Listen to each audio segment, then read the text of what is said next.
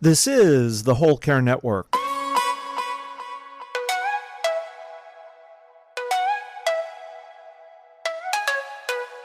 Helping you tell your story one podcast at a time. Content presented in the following podcast is for information purposes only. Views and opinions expressed in this podcast are solely those of the host and guest and may not represent the views and opinions of the Whole Care Network. Always consult with your physician for any medical advice, and always consult with your attorney for any legal advice. And thank you for listening to the Whole Care Network.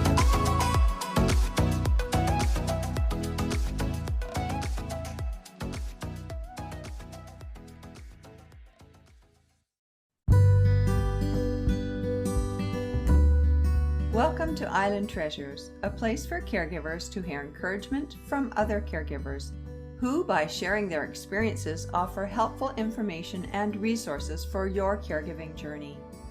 This podcast is brought to you by Alongside Caregiver Consulting, and I'm your host and caregiving consultant, Alison Van Schie from beautiful Vancouver Island in British Columbia, Canada. When I was introduced to today's guest as the author of A Toxic Brain, Revelations from a Health Journey, I had no idea how much her story would impact my own life. In her book, she unpacks the complexities encountered while unraveling the causes of her late husband's mysterious illness and details her unrelenting pursuit for answers regarding his acute, disabling illness. From her experiences, my guest is compelled to share an all too familiar path that millions find themselves traveling now as caregivers. She describes caregiving as an endurance run of the body, mind, and heart, and herself as a senior who is well seasoned with a dozen years of caregiving for neurologically impaired loved ones. She has so much to offer, so join me now as I welcome Sandra Strauss. Welcome, Sandra. It's lovely to have you as a guest on the Island Treasures podcast for caregivers. Well, I am so delighted to be here with you. It's going to be a great chat. So, Sandra, could you explain a little bit about your caregiving story? I know it's not a little story, but if you can explain a little bit about it. All right. There's kind of a lot of details, and I think I have to provide some of that because this was not a more typical manifestation of dementia, and therefore the caregiving required. It was not just this kind of slow cognitive decline and recognizing, that he just wasn't right. My husband wasn't right. My husband was 59 at the time. And he used his brain in his job because he served as an expert witness on a lot of toxic tort cases. And he was well known among legal circles and with doctors about his capacity to win these cases, to help his attorneys win cases on behalf of clients, oftentimes that had been injured from sick building syndrome, from asbestos, from a lot of workplace injuries. But what happened one morning, I walked in to see him. He had never come to bed. I didn't realize. He was slumped over his computer. He was startled when I came into the room. He stood up and he was visibly shaken. He had these tremors that I had never, ever seen before. And he was speaking strangely. I mean, my husband was the most grounded guy. And now he was saying weird things that I'd never heard him say. And, so I was obviously really shocked and scared. I was terrified because I did not know. So I took him to the doctor. Then they recommended that he go into the hospital. They tested him, all the conventional tests, MRIs, CAT scans, EEGs, spinal taps, nothing showed. And so they released him about a week later saying he had probably generalized anxiety disorder. This was the most grounded guy. He was my rock, and this was not at all the guy that I knew. So I knew that wasn't accurate. So I continued to seek answers, went to neurologists, went to psychiatrists, really went on the path of looking, what's wrong with him? What's wrong with him? Well, the fact that he was 59 at the time, they didn't even consider dementia. And they thought he was just psychiatric and that he was stressed, work had gotten too much, dealing with financial concerns. And I could understand that. But no, it didn't explain other physical symptoms. He had gut issues. He had a rash all over his body. He had these undulating abdominal thrusts. I had never seen this before. And so I'm documenting all this to the doctors. I mean, I was like on email all the time saying, okay, now this is what I'm noticing. And I thought they would be able to go, oh, okay, now we get it. This makes sense.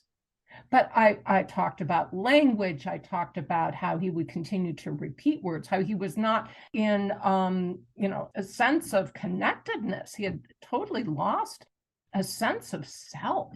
I mean, we raised our girls on affirmations. And so I had, the cheerleader, I am powerful. So anyway, this went on for over a year. And again, without answers, I was just dealing every day, not knowing, what his situation would be. But I found him on the sofa one afternoon with a knife.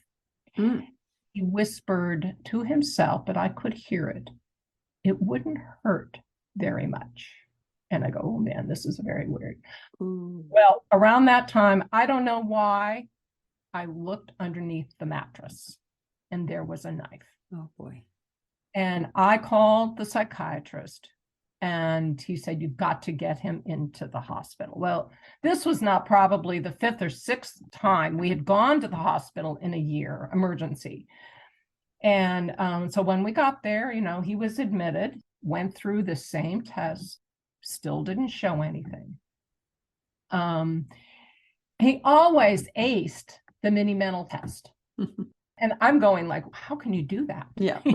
Because he could be having the strange reactions and then, he would be fine. He could tell you anything. Probably could still play Trivial Pursuit with him at that. And win. And win.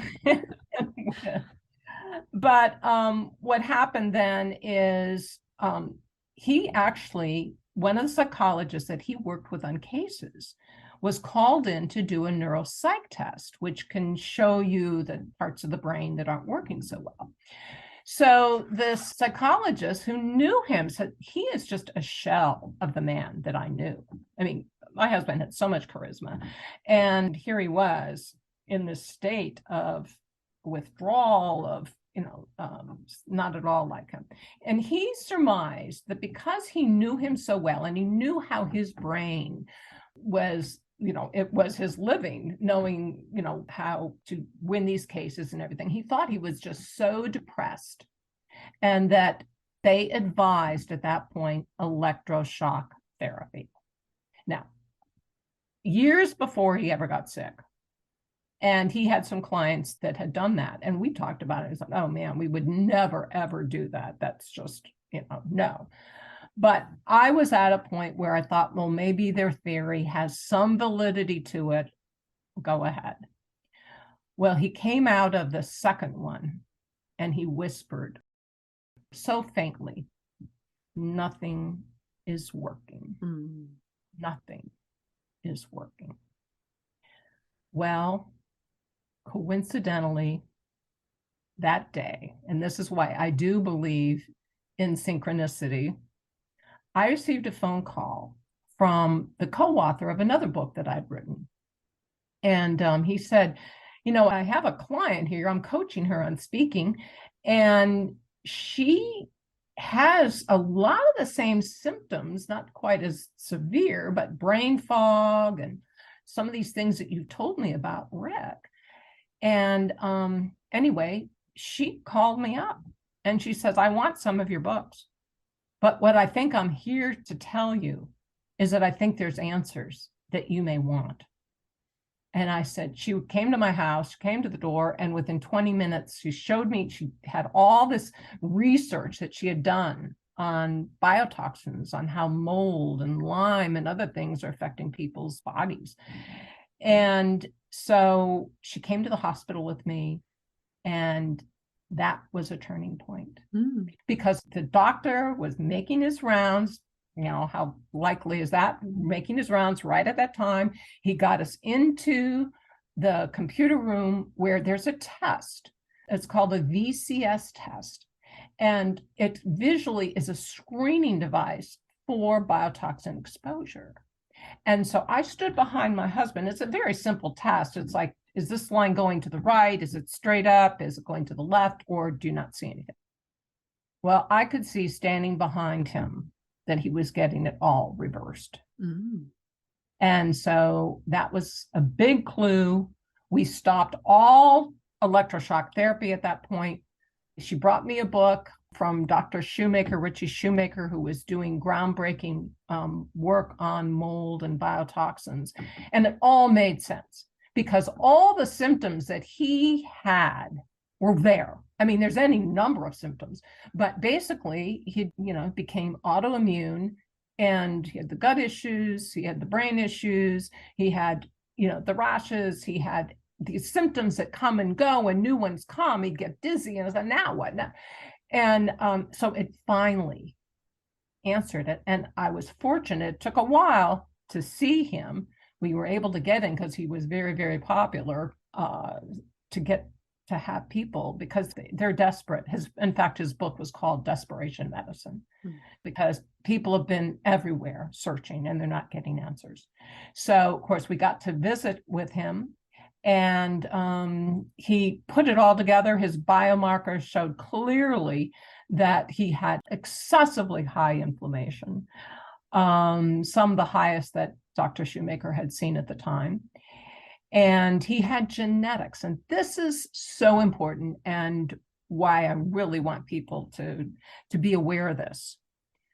25% of the population have the genetics that makes them poor detoxifiers. So here he was. Mold was just one of the things. He grew up. His father was a leather tanner, and the leather tannery was on the property of his house right next door. And so he had all this. He used to jump for fun. He used to jump in the tanned hides with all the chemicals that were used in the processing of the leather. And so he had 20 years of that.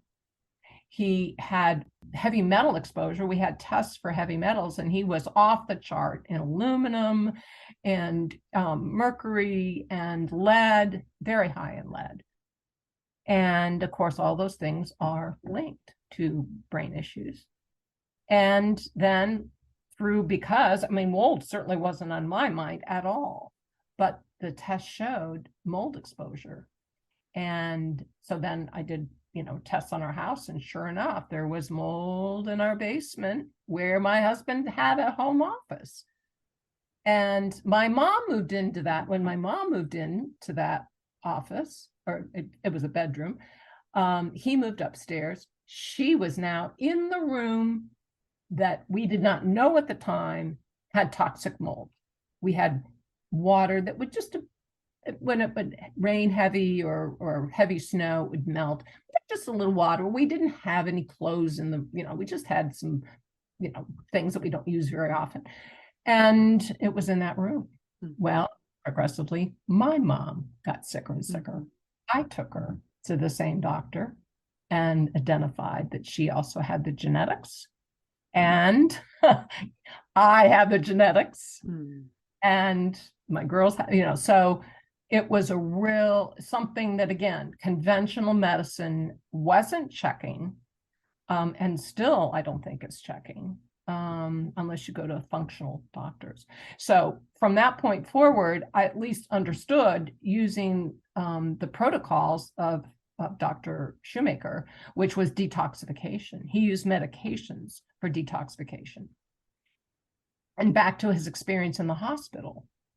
So I told the doctor, we're stopping electroshock therapy. We're going to go on this program. And they basically booted us out of the psych ward because that's where he was. And they put him in just general hospitalization and put him on the detoxification. And with a few days, it was dramatic. He was able to go when we discharged him. It was around the time of my mom's birthday. He was able to go to celebrate her birthday. It didn't resolve. I don't want to give people that. It didn't resolve because it's a longer story, but it identified that toxicity was one of the root causes, one of the major root causes that had affected my husband's brain. And using detoxification methods were effective. Detoxification. And so throughout his journey, now I recognize the importance of detoxification. The problem was, once I was told, before, I knew I wasn't able to keep him at home because he had revoked my POA at one point. He HIPAA'd me out of his care. It was quite a journey dealing with someone with brain issues that had a car. I couldn't take it away. We legally couldn't take it away because the car was in his name. And I kept running into roadblock after roadblock. But when he was, and we did have him in so many different types of facilities based on the level of care that he needed. So we first started with daycare while he was home, and he was often too sick that he couldn't go to daycare. And then we tried a group home for a while, but his demands for care were greater than they could handle. And I was working with a care consultant at the time. She was great. Good. She was really great in helping me to sort out, because, here he was 59, 60 years old at the time. It was certainly nothing that I wasn't anticipating. And finally, we got him he had to go from group home to skilled nursing for a while. And in the course of 3.5 years, the doctors dismissed dementia entirely. The one person that did suspect it died. And the one that I had an internist who was willing to work with us, and he didn't understand it, but he was willing to work together with Dr. Shoemaker. And so that was great. But then he developed cancer and he closed his practice. So we were basically left on our own to kind of sort this out. And after 3.5 years, he was given a diagnosis of frontal temporal or subcortical dementia. And they said he must be supervised for 24 hours a day. And so from that point forward, I just accepted, okay, this is what it is. But I kept him on the protocols of detoxification, which made a big difference. Because when he was in an assisted living facility, doing the protocols and nutritional support that I provided, a lot of protein shakes and things, he became like the mayor of this assisted living facility. And what happened during the course of the 12 years of his illness, when we were doing the detoxification protocols, which I would give the facility, here's what he needs, this is the process. When they would do it, it made a big difference in his manifestation of symptoms. Again, we had to change different facilities for various reasons. When they refused, and some doctors absolutely refused to do it, or the nursing staff didn't want to be bothered with doing it. And so I'd say, oh, must be time to get some more of the stuff. No, they had plenty. They just didn't give it to them.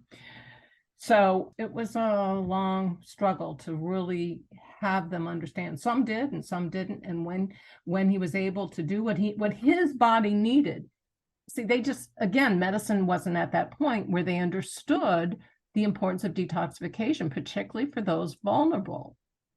And so that is clearly a message I want to communicate to people, is that we need to know our genetics. And it's not just the APO4, it's other things as well, the ability to detoxify. Because what happened then is, of course, he had this diagnosis of dementia, and I just accepted that's what it was, and we continued to do the protocols. The 11th year of his illness, he was deteriorating, he was falling, he was hospitalized, and we went to do a follow-up after he was discharged.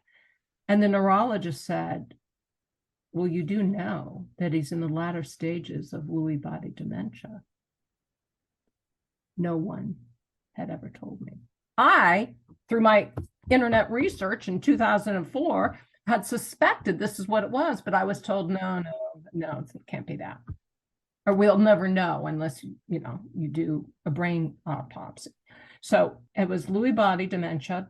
And then I felt compelled to write this book. Mm-hmm. And when I was writing the book is when I heard a podcast featuring Dr. Dale Bredesen, who's the author of The End of Alzheimer's and other books. Brilliant brain researcher. And he was talking about a toxic type of Alzheimer's. And my radar went up. He spelled out the characteristics of what toxic Alzheimer's looks like, the biomarkers. My husband had checked all the boxes, the things that identify that for him.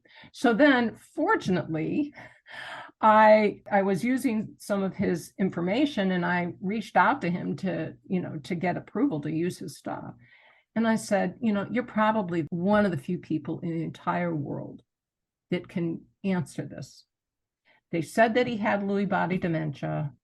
We didn't have a biopsy or autopsy because he had just been through too much, just chose not to. But he said, you can have both Lewy bodies and tau tangles so you can be manifesting both at the same time. It's not just one. So it was like clarity of putting all these puzzle pieces together and then getting the answer. And then my call to action was, there's many people. I mean, I used to sit in a neurologist's office, and I'd say, what do they say you have? And it's some type of autoimmune. I do. I'm nosy. I'm sorry. What's going on with you? And I mean, I'd have these discussions with people, or I was sitting. You were fact finding. You really were. You were doing research even when you weren't doing research.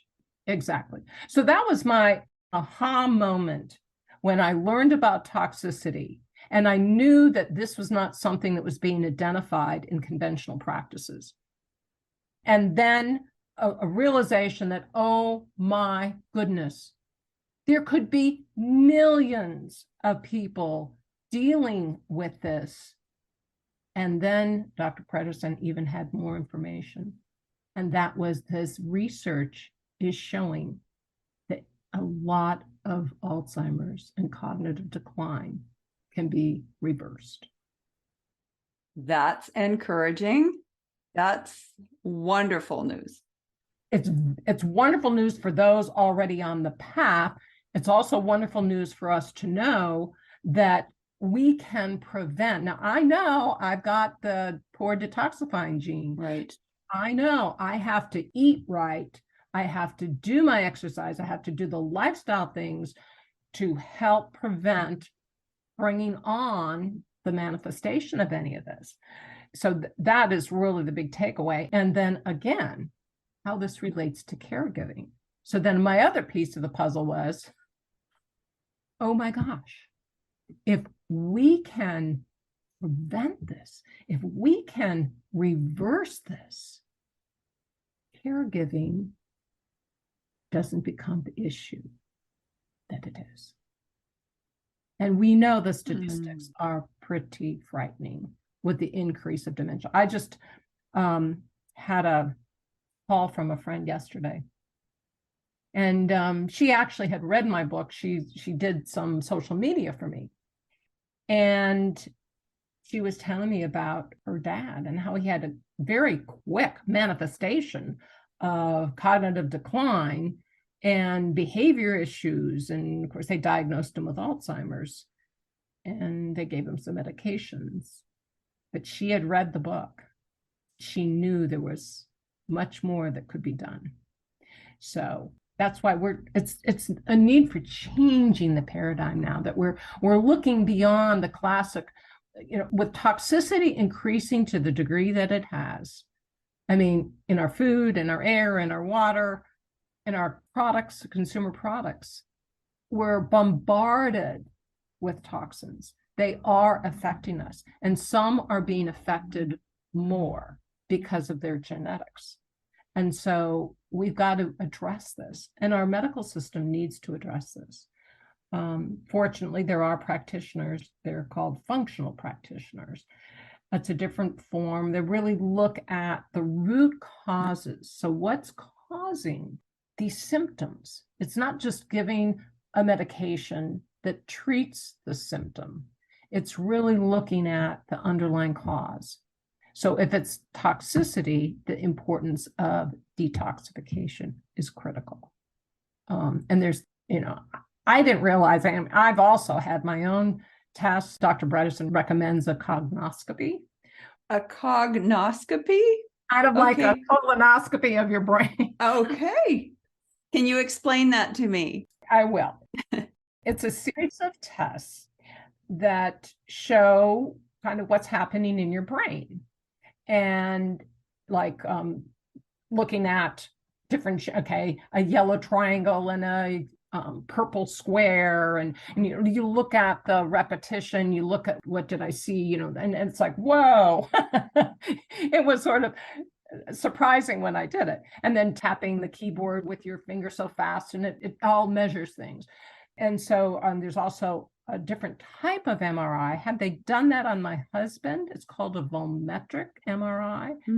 It shows the brain shrinkage.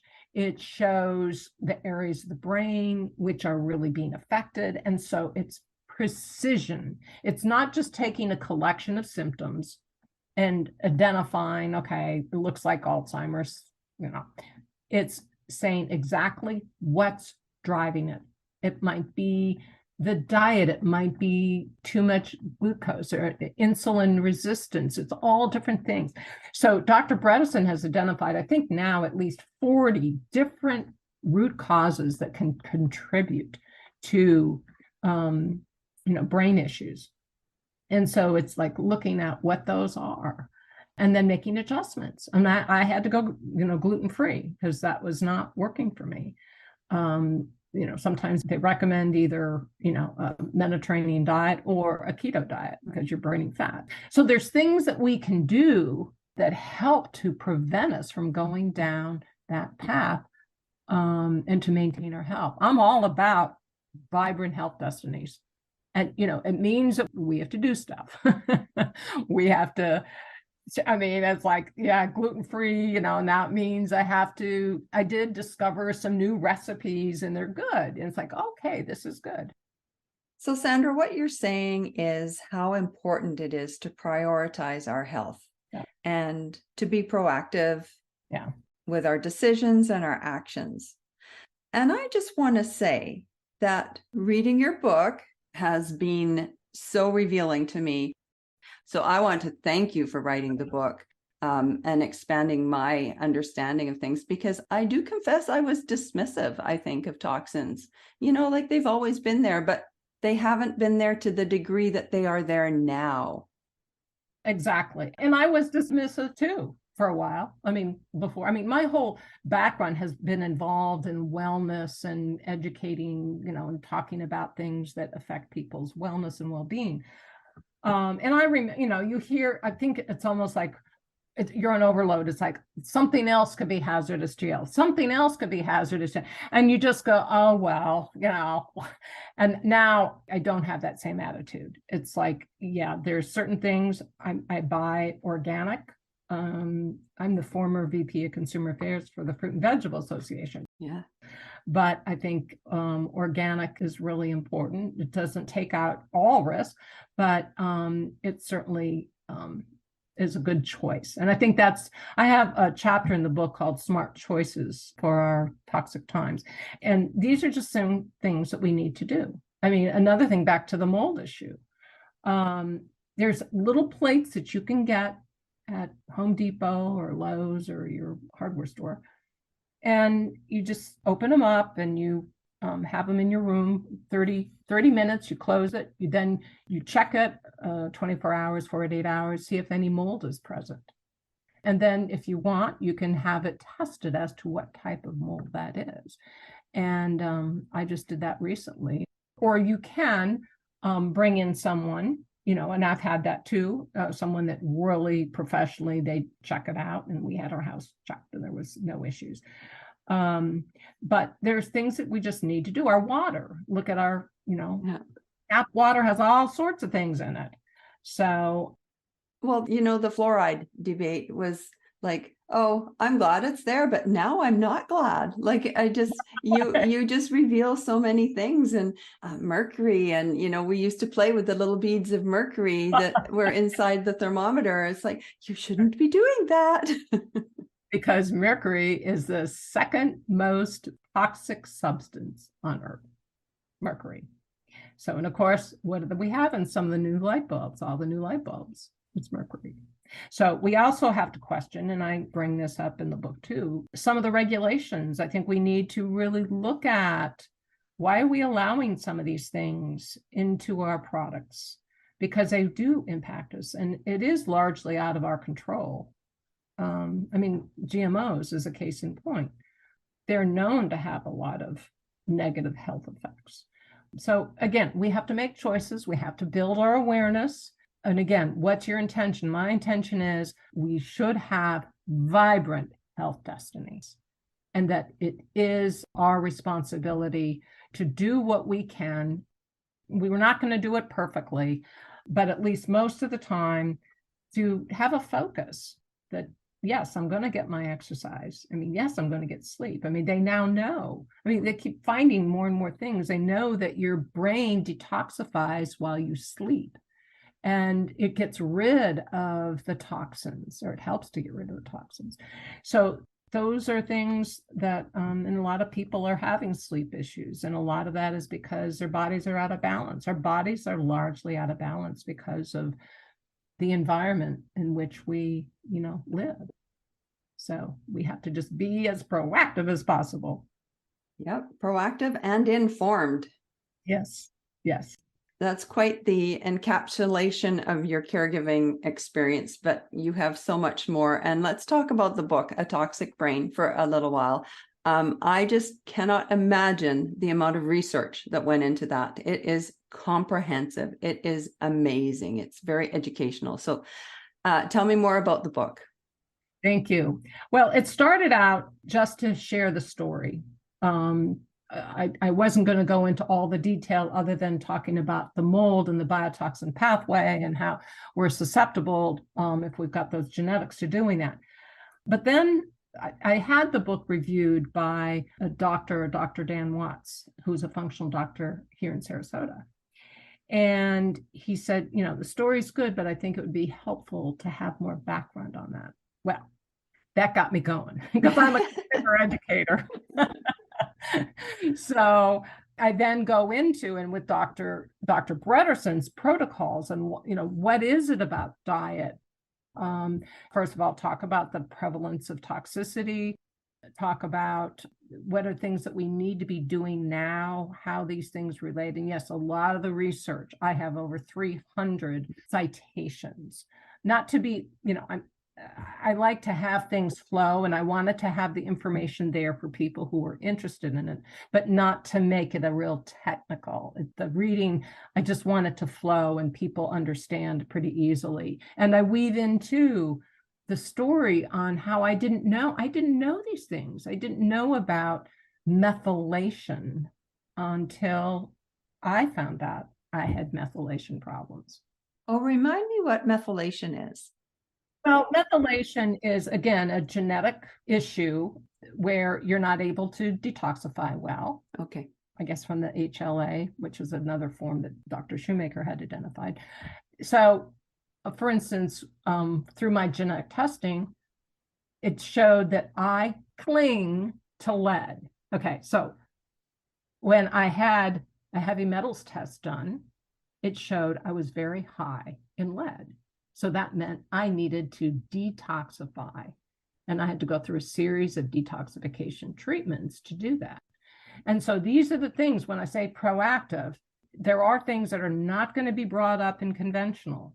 And functional does recognize how heavy metals play a part, how mold and biotoxins play a part, how your genetics. And so you get a real big picture then of what your health challenges could be and what is important for you to follow. I have a question for you. If for the first time someone goes to see a functional medicine practitioner, what would we ask them? Well, they oftentimes will provide a very comprehensive questionnaire. In fact, the brain doctor that I saw here in Sarasota, his questionnaire took me hours to complete.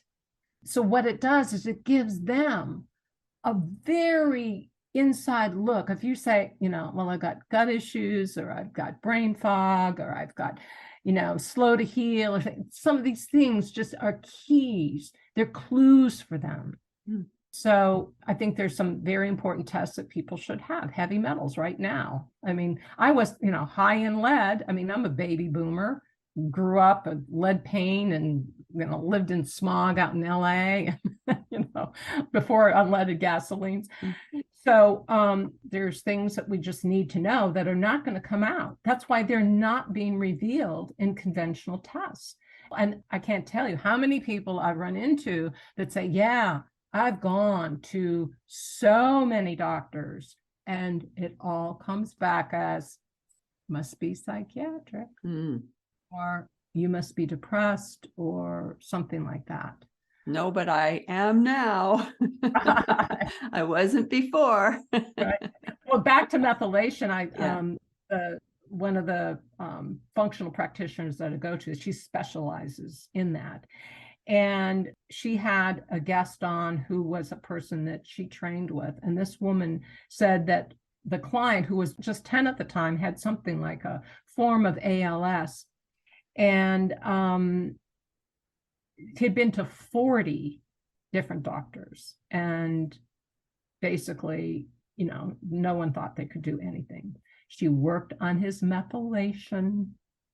He was in a wheelchair at the time, got out of the wheelchair, is high functioning, has a great job. Mm. And so that's the power of precision medicine. Mm. We're not making assumptions based on what we see or some of the characteristics, but it's precision in terms of getting down to it might just be a gene.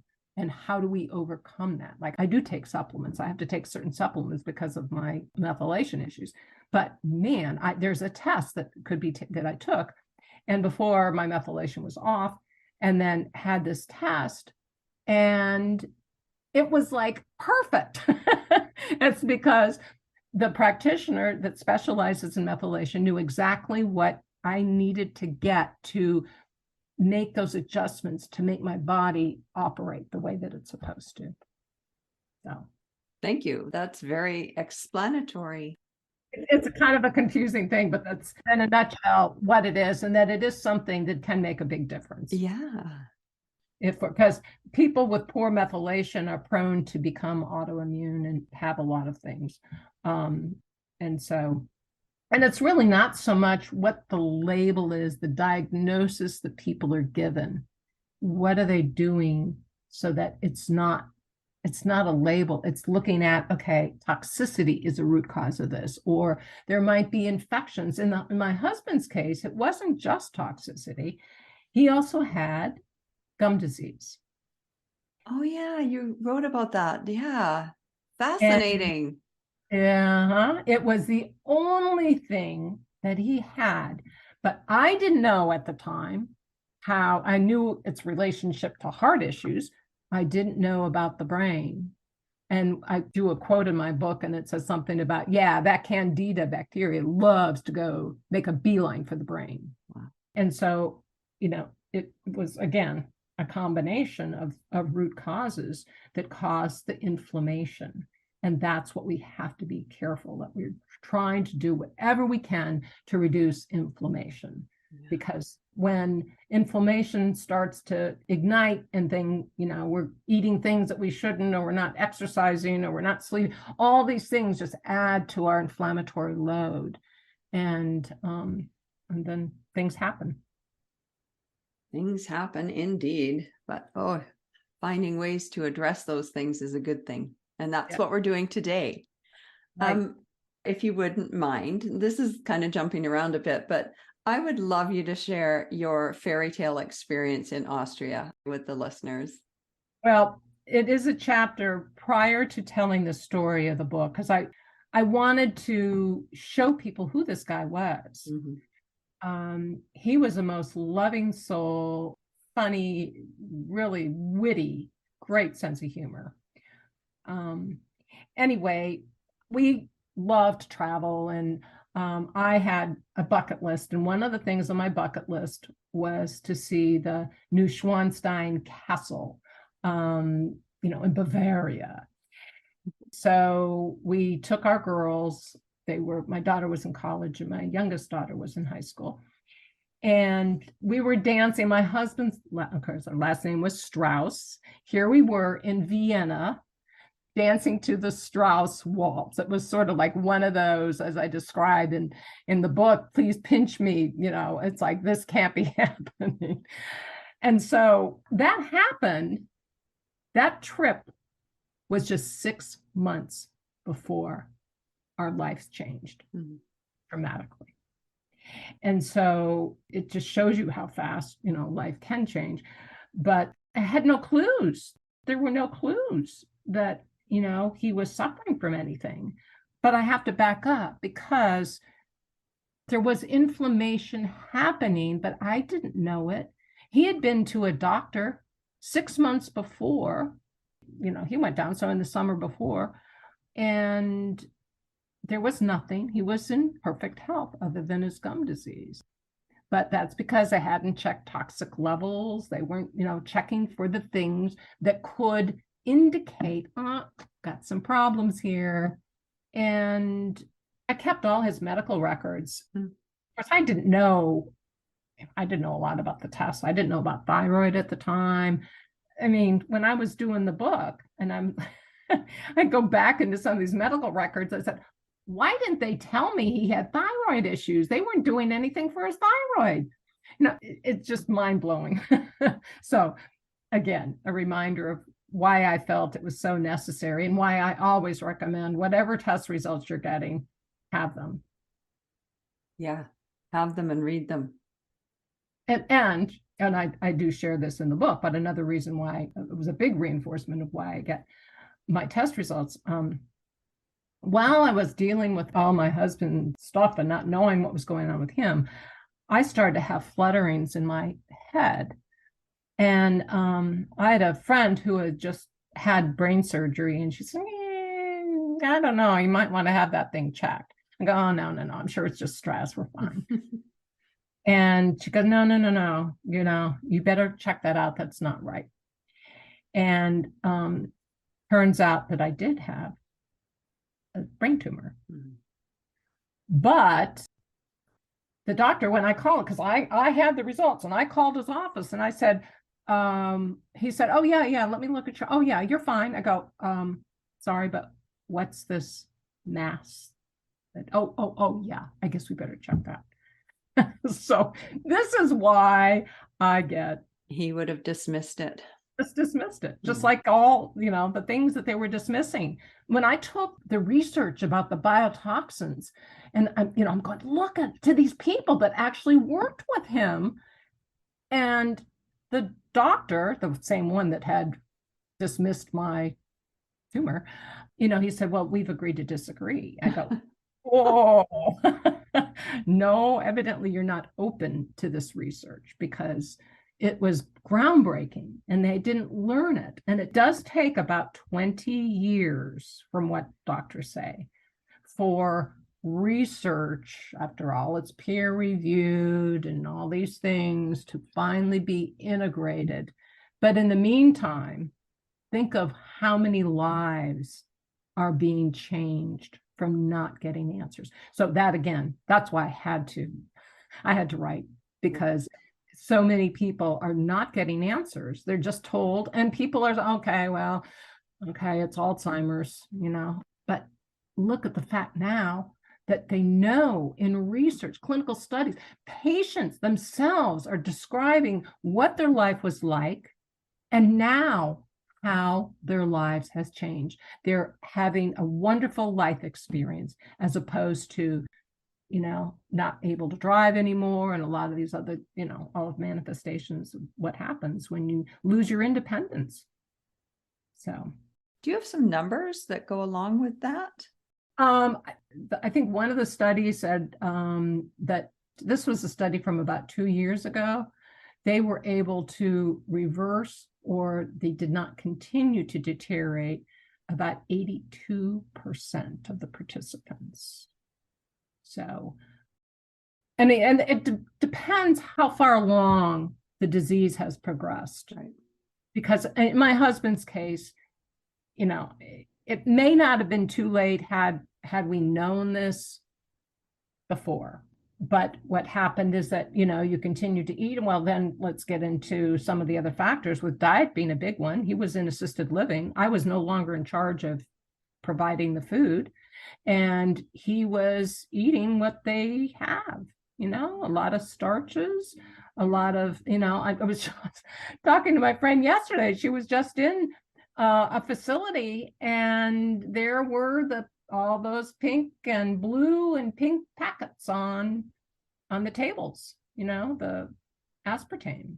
It's, and so those are all things that can make a difference if we are aware. Again, awareness and just, education. It's really a time we have to educate ourselves. It does take more time, and yes, there's conflicting information out there. And so a lot of the big issues, oftentimes have conflicting information. So you just have to say, what does your gut say? Yeah. And for me, it's like, when do I actually accept something? How many times do I have to hear something in order to go, ooh, I think there's something in this? But your book really helped to expand my thinking. And yeah, there's something really real here that needs to be embraced and accepted. And Yes. Again, explored. Right. I thank you, because I think this is really good. There's been mornings where I don't want to do my exercises. And now since reading the book, it's like, I guess I'll do it. Well, I've done a lot of wellness programs and a lot of helping people with weight management. And, now my focus would be, you may not want to do it for losing the weight. Do it for your brain. Mm-hmm. There's that much of a connection. Yeah. Do it for everything, because if we can help to reduce the risk of inflammation in our bodies, we're doing wonderful things for our health destiny. And yeah, we can get lazy and go, oh, I don't want to do it today. But it's like, yeah. And don't feel guilty when you say, oh, I'm going to go to the gym today, or I'm not going to roll out my yoga mat or whatever. You just stick to a program that knows this is making me healthy. This is, I'm all about saving brains now, because and that's a quote. I'm all about saving brains. There's another quote that you give in your book, and you say, caregiving is an endurance run of the heart. I just thought that was beautiful. It is. It is an endurance run of the heart. It's an endurance run because it's such a combination of emotions.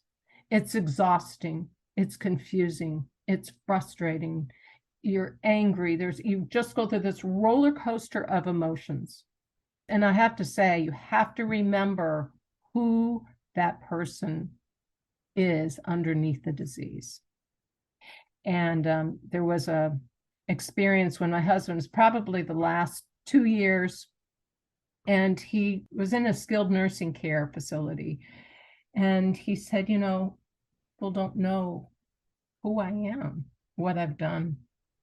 And I put together a notebook of testimonials from his attorney clients who said, it was your testimony. It was because of what you did.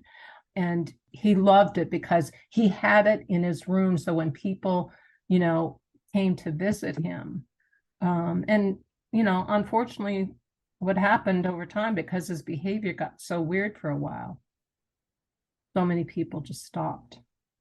They just broke away because they thought it was psychiatric, which is why I think it's so important to identify what are you dealing with so that people understand. Yeah, because there's so much stigma. There is. Oh, yeah.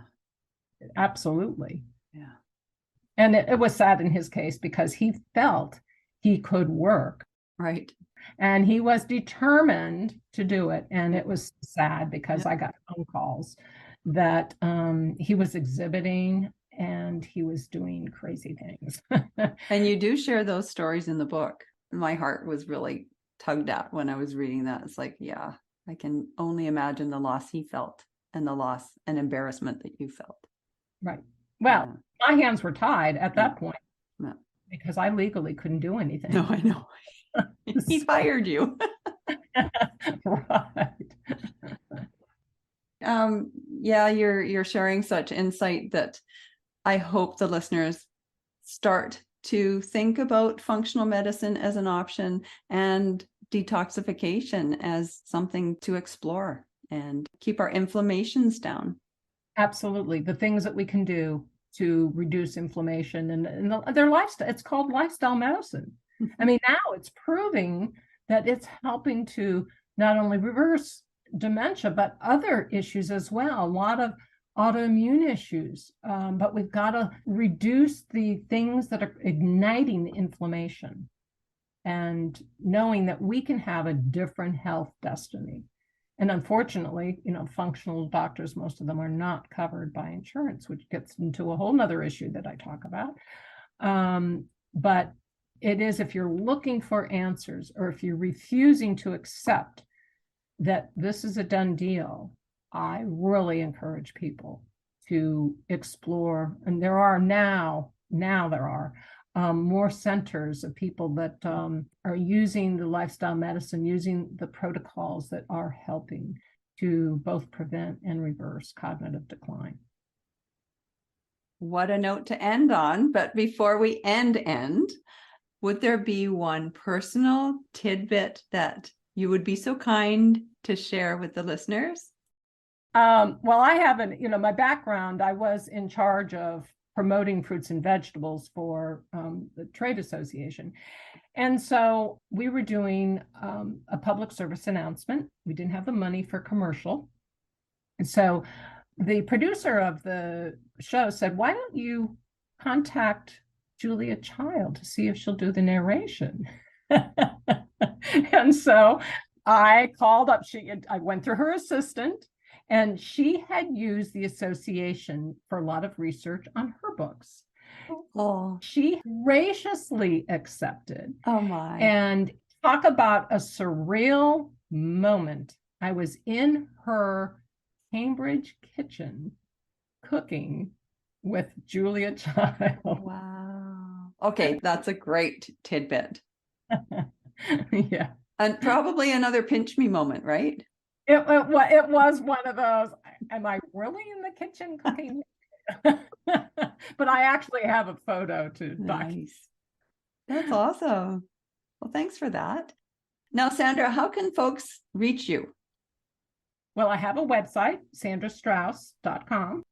And so it lists the different social media that I have there. But I'd love to hear from people. And if people do get the book, I would really appreciate that they go on to Amazon and leave a review, because all these algorithms and however they work, it does make a difference. And again, my goal is to get more people aware of what's happening and to take proactive measures to just create the wonderful life that they are designed to live. That's beautiful.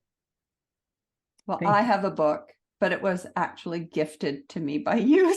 I am very grateful for it. It's like I said, it has expanded my thinking and helped. It's challenging me to be better.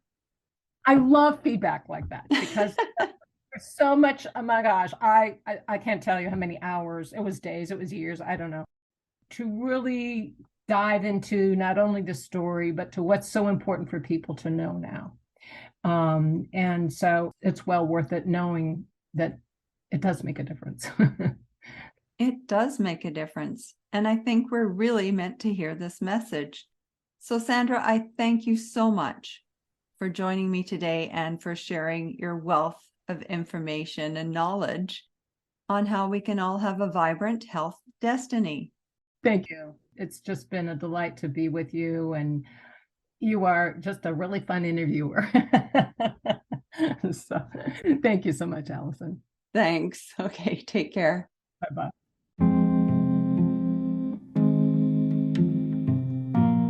There are so many takeaways from Sandra's caregiving story.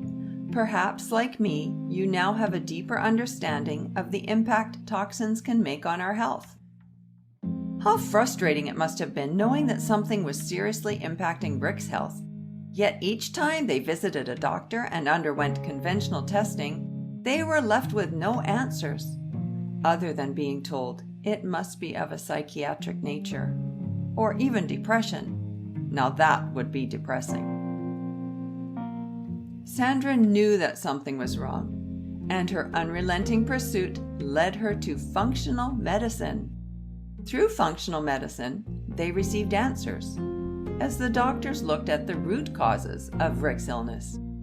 They learned that Rick's biomarkers indicated excessively high inflammation, and that his genetics made him a poor detoxifier. In her book, Sandra expands on their experiences with functional medicine and what it all means.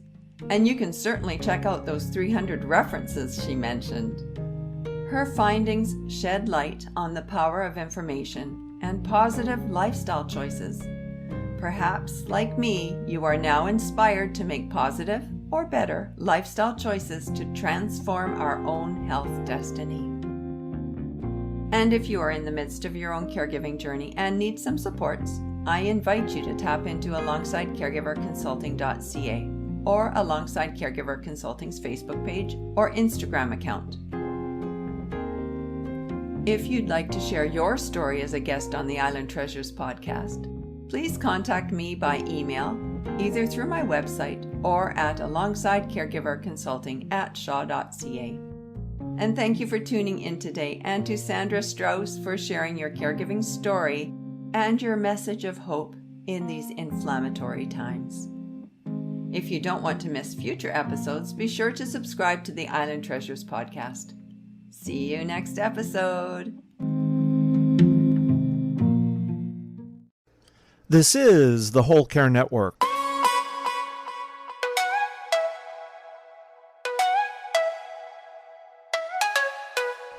Helping you tell your story one podcast at a time.